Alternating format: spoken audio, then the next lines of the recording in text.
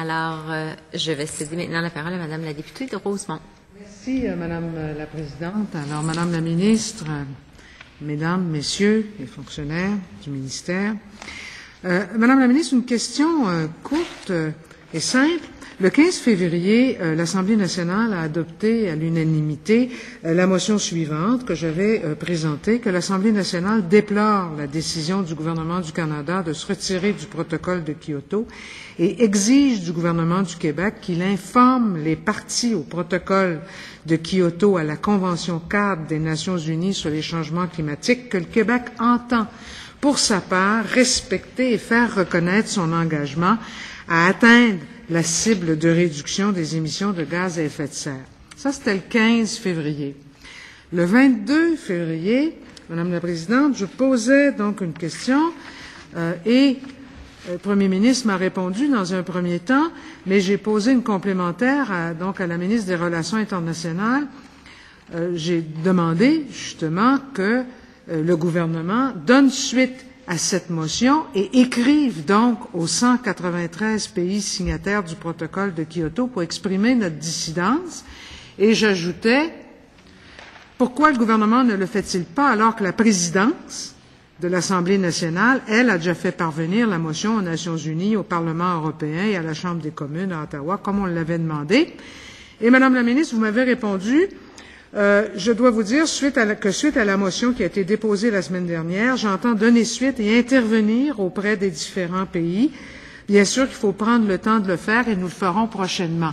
Ça fait un peu plus de 2 mois, connaissant la célérité et le professionnalisme du ministère, j'imagine que ces démarches ont été entreprises et j'aimerais en avoir le résultat et que vous déposiez à cette commission donc les documents pertinents.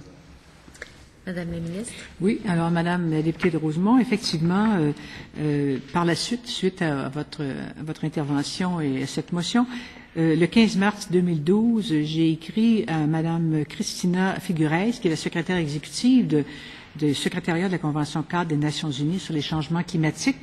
Et une partie de mes propos était depuis que vous avez été informé de l'adoption par les membres de l'Assemblée nationale du Québec d'une motion relative à la décision du gouvernement du Québec, du Canada, de se retirer du protocole de Kyoto. Alors, comme j'ai eu l'occasion de vous le mentionner, le gouvernement du Québec entend maintenir ses engagements en matière de lutte contre les changements climatiques et réduction de gaz à effet de serre. Mais la partie qui vous intéresse le plus, c'est, nous avons dit, le Québec contribue ainsi, et c'est le Premier ministre même qui l'a signé. Le Québec contribue ainsi à l'effort international de réduction des gaz à effet de serre et continuera de le faire au bénéfice des générations actuelles et futures. Je vous serai reconnaissant de porter à la connaissance des parties à la Convention cadre et de vos différents partenaires les mesures prises à cet effet par le gouvernement que je dirige. Et c'est le Premier ministre du Québec qui l'a envoyé. Alors, j'imagine, Madame la Ministre, que vous allez la déposer, cette lettre du Premier ministre, ici. On peut la demander? On peut la déposer. Oui, on pourra la déposer. S'il vous plaît. Merci bien. Ma deuxième question, qui est aussi courte, c'est concernant le déménagement de la bibliothèque Gaston Miron. Je vous ai aussi posé une question, à un moment donné, concernant le contrat qui lie la délégation générale ou le gouvernement du Québec, je ne sais trop, à la Sorbonne Nouvelle, donc, concernant le déménagement de cette bibliothèque Gaston Miron. Et j'aimerais qu'on en prenne connaissance, Madame la Présidente, de ce contrat et que la ministre puisse le déposer en nous disant ce qu'il y a dedans, évidemment, mais qu'on puisse donc en prendre connaissance et puis l'étudier à notre tour et voir ce qu'il en est exactement de ce déménagement de la bibliothèque Gaston Miron et dans quelles conditions exactes ce déménagement se fera, parce que si je comprends bien, ce n'est pas encore fait.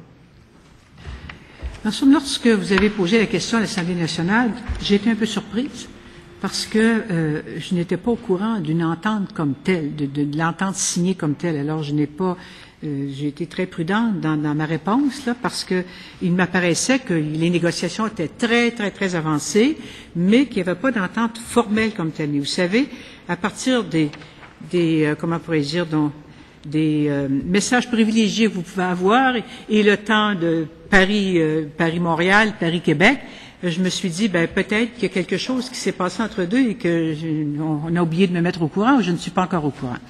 Alors donc, qu'est-ce qui arrive? C'est qu'il y a effectivement une entente de principe.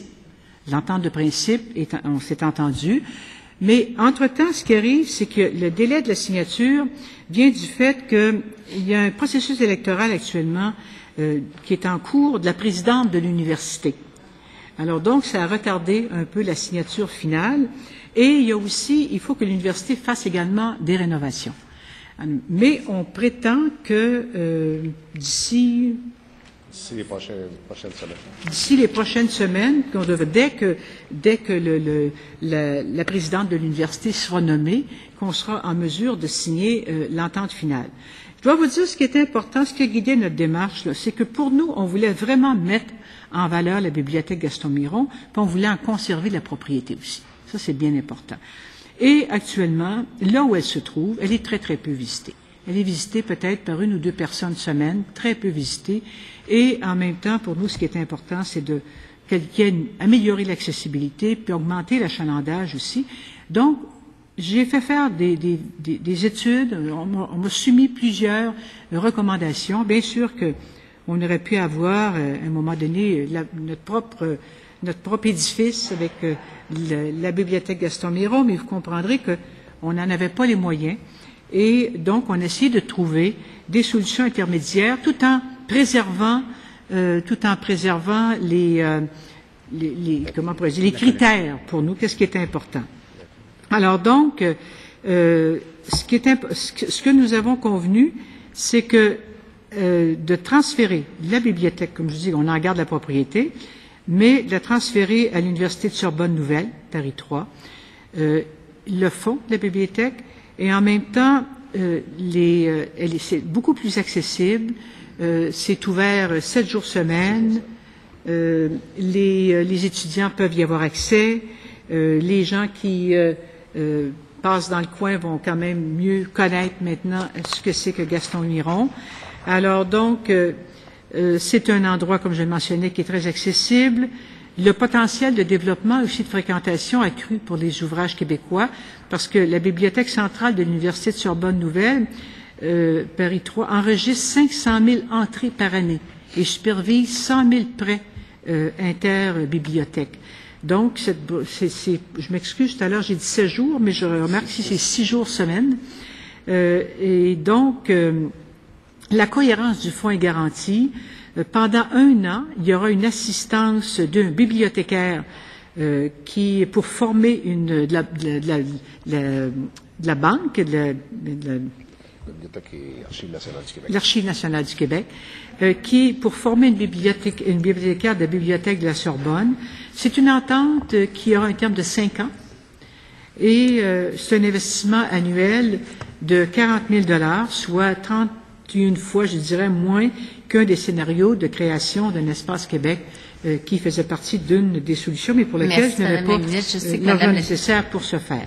Alors donc, oui, désolée, c'est parce qu'il faut quand même répartir de façon équitable, Madame la députée de Rosemont. Arrêtez-moi parce que non, faites bien, Madame la Présidente. Alors, Madame la députée de Rosemont. Alors, tout ce que je voudrais, c'est que quand ça sera signé, est-ce que vous pouvez vous engager, tout simplement, le oui ou non, quand ça sera signé, cette entente-là, est-ce que vous pouvez vous engager à la déposer à l'Assemblée nationale ou est-ce qu'il faudra que je fasse une demande à la Commission de l'information? Comment ça s'appelle? C'est une entente du ministère et probablement qu'elle pourra se retrouver même sur le site du ministère. Il n'y a pas de difficulté. Là. Très bien. Alors, dès qu'elle sera signée, comme je vous dis, c'est une question de temps là, par rapport à l'élection de la nouvelle présidente de l'université, entre autres. Bien, merci.